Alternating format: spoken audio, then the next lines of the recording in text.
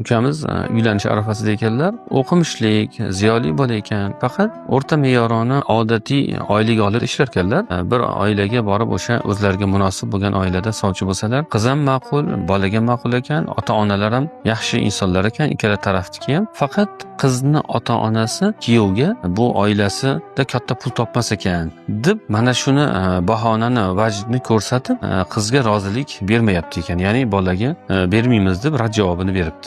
Rizq inson belgilab bermaydi rizqni. Bu rizqni Xudo belgilaydi. Bu yerda o'z inson e'tiqodini to'g'rilab olish kerak. Men avvalgi suhbatlarda ham aytganman, shu ukamizga tavsiya shuki, birinchi o'rinda sizga bu xayrlimi, xayrli emasmi? Sabablarini qiling deganman. Sabablar nimadan iborat? O'sha istixora namozini o'qish kerak.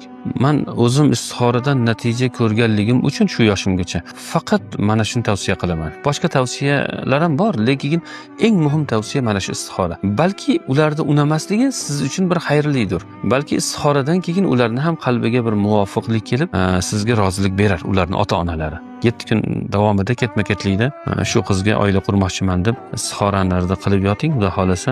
Albatta bu narsa sizni foydangizga hal